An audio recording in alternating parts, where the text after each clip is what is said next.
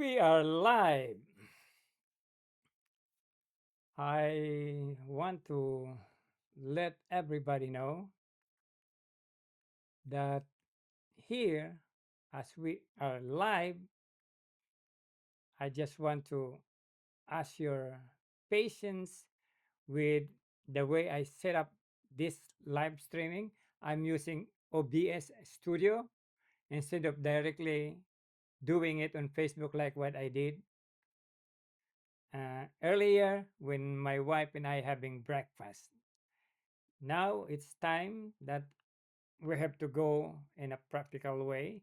If there's any problem, please don't forget to just leave me a comment down below and we can deal with it. And if you helpful enough, please give me some tips.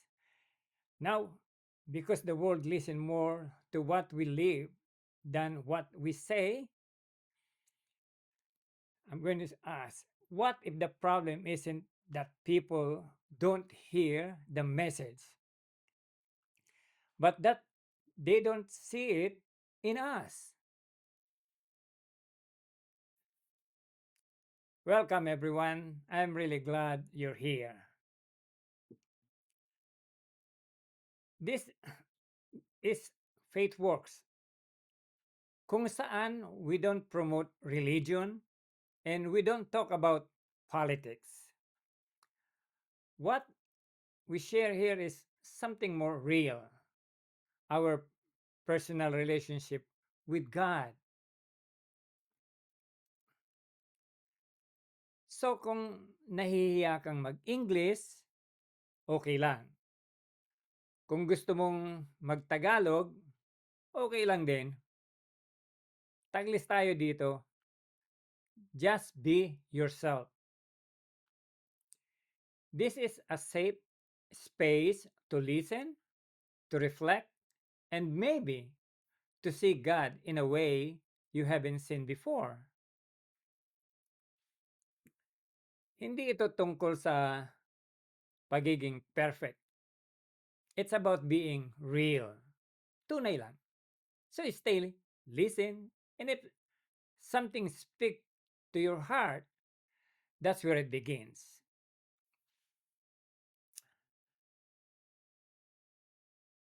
You know, napapansin ko lang, a lot of people today, they know the name of Jesus, pero hindi nila kilala kung sino siya sa buhay nila. Ang dali sabihin na, I believe in God. Pero, when it comes to living it, doon tayo nahihirapan. Kasi minsan, mas focus tayo sa religion, sa rules, sa expectations ng ibang tao kaysa sa tunay na relationship. And the truth is, hindi hinahanap ng Diyos yung perfect na tao. Hindi niya hinahanap yung pinakamaingay magsalita tungkol sa Kanya. Ang hinahanap niya, yung totoo. Yung kahit nahihirapan, lumalapit pa rin. Yung kahit nagkakamali, bumabalik pa rin. Kasi at the end of the day, people may hear what you say about God. Pero, they will recognize Him by how you live. Let me ask you, when you hear the word faith, ano pumapasok sa isip mo? Is it rules? Is it fear? Or is it relationship? You can comment it. One word, one thought. No pressure. I just want to hear you. Kasi ganito yan. Faith was never meant to be heavy. Hindi yan burden na kailangan mong buhatin para lang ma-prove na you're worthy. Faith is supposed to bring you closer, not push you away. Pero nangyayari, people feel distant from God. Not because God moved, but because they were taught to perform instead of connect. And maybe that's where some of you are right now. Pagod ka na sa trying to be good enough. Pero, deep inside, you're still searching. And honestly, I've been there too. Yung alam mo naman yung tama, pero hindi mo maramdaman yung koneksyon. That's why this space exists. Not to impress people, but to remind each other that God is already near. So, if faith is not about performance, then what does it actually look like? Why do we look at to understand it? You know, Jesus was not just sent to be followed, he was sent to teach. Hindi lang siya dumating para gumawa ng miracles. He came to reveal who God is. Because he is God with us. Every word he spoke, every action he showed, hindi random. It was intentional. Ipinakita niya kung ano ang hinahanap ng Diyos sa tao. How to love, how to forgive, how to live. Pero at the same time, may mga moments na makikita mo rin kung sino tayo bilang tao. Yung doubt, yung fear, yung struggle to understand. And instead of rejecting that, Jesus meet people there. Kaya kung titingnan mo ang buong buhay niya, it's more than a story. It's a complete picture of God's will lived out in front of us. Hindi para lang i-admire, kundi para sundan. So yes, we can ask questions, pero don't stay in the questions. Because the life of Jesus is already the answer we are meant to live. And if you look closely,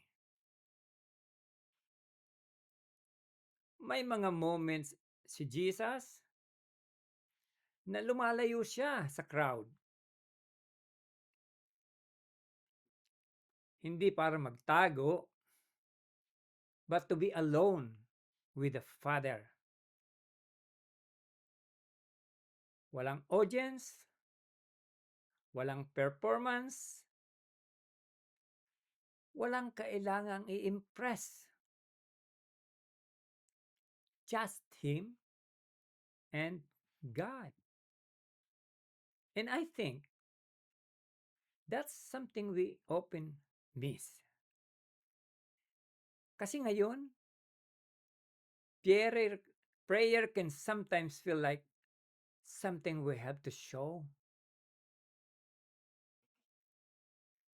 something we have to sound good doing. Pero kung titingnan mo si Jesus, prayer was never a performance. It was personal. It was sacred. It was real. So maybe hindi natin kailangang lakasan ang boses natin para marinig ng Diyos. We just need to be honest. Because the same way Jesus stepped away to connect is the same invitation we have today. Not to perform, but to be with Him.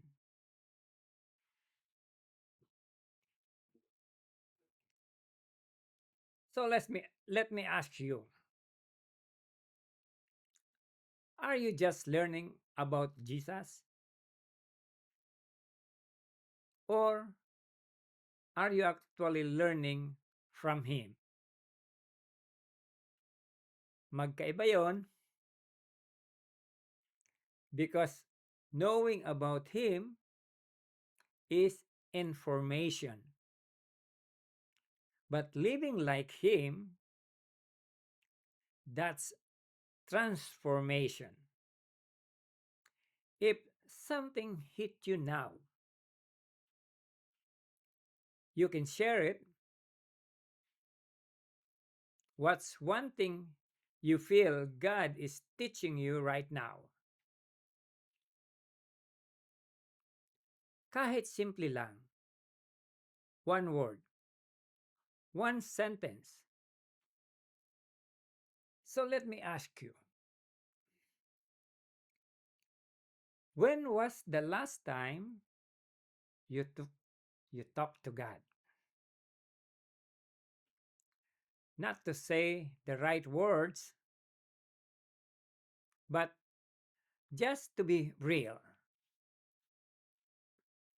Kahit walang script, kahit walang perfect na flow, just you being honest.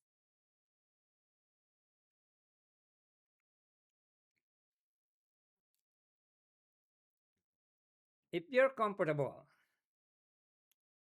you can share this. What's one thing you've been struggling with lately?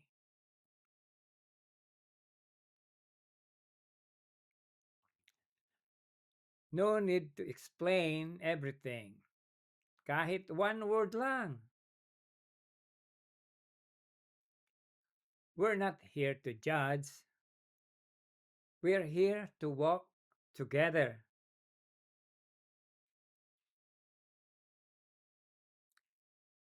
In addition to all that, I want to leave you with this. God is not asking you to be perfect before you come to Him.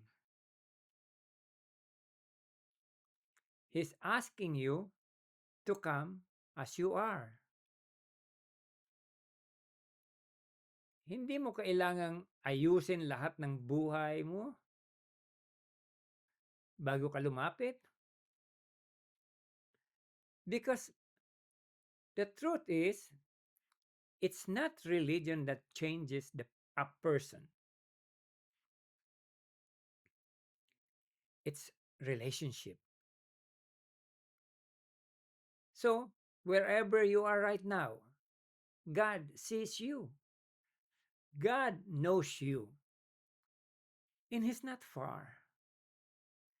You just have to be real. Before we end, I want you to remember this: Jesus didn't just come to be talked about, He came to be followed. In the way He lived, we see what God desires. In the way He loved, we see how we are called to love. And even in the way He prayed, quiet, alone, real,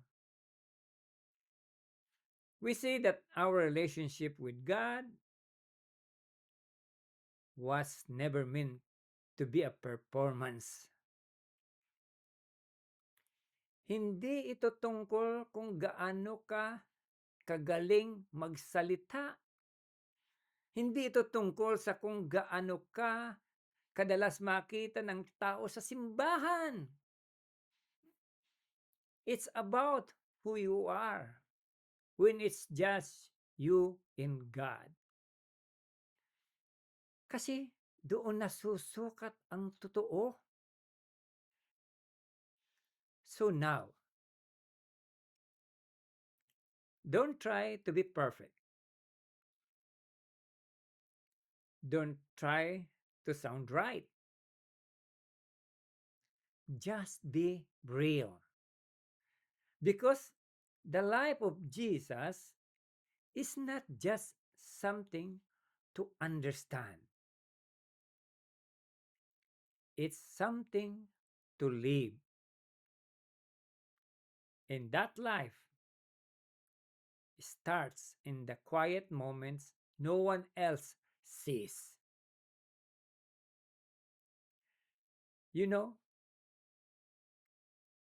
some people ask if there are teachings that came after Jesus' resurrection, should we follow them too? And honestly, that question is valid because we all want to know what is really true. But here's where I stand: I don't measure truth by what came after, I measure everything by the life of Jesus.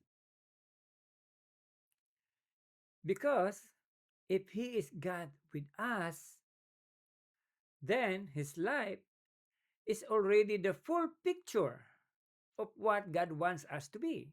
Hindi kulang, hindi bitin, hindi kailangang dagdagan. So, when I hear other teachings, I don't reject them just to argue, but I don't follow them blindly either. I listen and I ask, does this reflect how Jesus lived? Does this carry the same love, the same truth, the same heart? If yes, then maybe it points in the right direction. But if not, then I let it go. Kasi at the end of the day, hindi ako nakatayo sa opinion ng tao. I stand on the life that was already shown in that life is not just something to study, it's something to live.